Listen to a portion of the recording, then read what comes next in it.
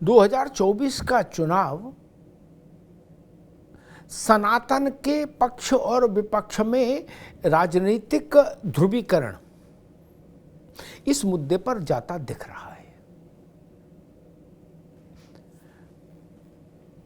DMK और उसके नेतागण किसी भी सूरत में विपक्षी गठबंधन की इस सलाह को पूरे तौर पर स्वीकार करने को तैयार नहीं दिख रहे कि धार्मिक मुद्दों पर मौन रहा जाए। अब तमिलनाडु की राजनीति कह लीजिए, द्रविड़ियन राजनीति कह लीजिए, कि डीएमके पूरी तरह से मौन होने को तैयार नहीं। एक मुद्दा थमता है तो दूसरा, दूसरा थमता है तो तीसरा।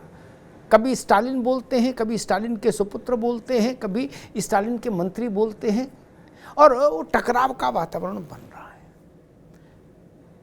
दक्षिण से आई उस गेंद को उत्तर में खड़ी भाजपा ने लपक लिया और इधर से पलटवार हुआ, और पलटवार में भाजपा की ओर से उतरे उसके दो सबसे चमकदार चेहरे, एक स्वयं प्रधानमंत्री नरेंद्र मोदी और दूसरे उत्तर प्रदेश के मुख्यमंत्री योगी आदित्यनाथ।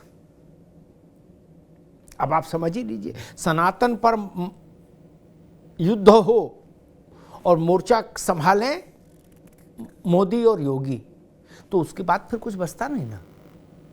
एजेंडा भी सेट हो जाता है और सब कुछ सेट हो जाता है फिर।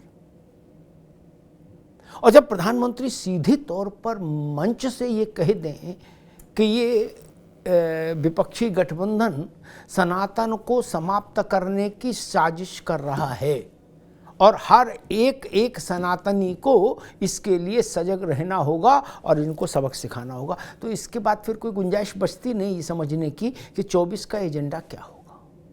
और वहीं योगी आदित्यनाथ ललकारते हैं कहाँ, मध्य प्रदेश जाकर, कि राम और कृष्ण की परंपरा से उन्हीं लोगों को नफरत है जो अपना पुरखा विदेशी आक्रांताओं को मानते हैं।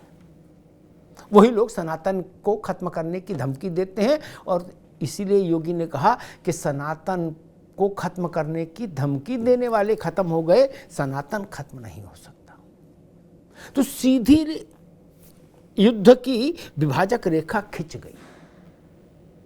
एक तरफ डीएमके और दूसरे वो लोग हैं, और उसमें आप लालू प्रसाद की पार्टी के कुछ लोगों को रख लीजिए, समाजवादी पार्टी से उत्तर प्रदेश में स्वामी प्रसाद मौर्य जैसे कुछ लोगों को रख लीजिए। ये भी पूरा डीएमके नहीं, लेकिन डीएमके जैसे ही हैं। ये हिंदी बेल्ट के डीएमके कह लीजिए इनको। जैसे लालू जी की पार्टी का वो शिक्षा मंत्री हैं चंद्रशेखर, वो आज फिर बोल दिए हैं कि रामायण तो साइनाइड जहर है, रामचरितमानस। मतलब उनकी भी बुद्धि अलौकिक है, दिव्य है। तो इधर से मौर्य जी को अब कुछ शायद मौसम में नमी आई है, उमस कम हुई है, गर्मी पानी बरसा है, तो उनका कुछ संतुलन बना है। वो कह रहे हैं सनातन तो शाश्वत है, लेकिन वो भी बीच बीच में खूंटा तुड़ा के भागने वाली भी स्थिति रहती है।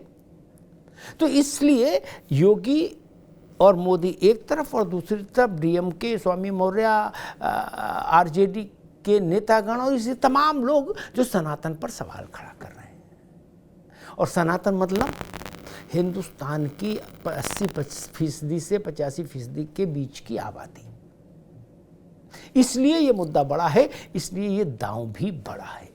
आज शाम 5 बजे रहिए मेरे साथ, इसी को समझने की कोशिश करेंगे कि सनातन पर दो हाथ का राजनीतिक अर्थ क्या है। क्योंकि सनातन के खिलाफ बोलने वाले भी अच्छी तरह से जानते हैं कि सनातन का कुछ भी नुकसान संभव नहीं।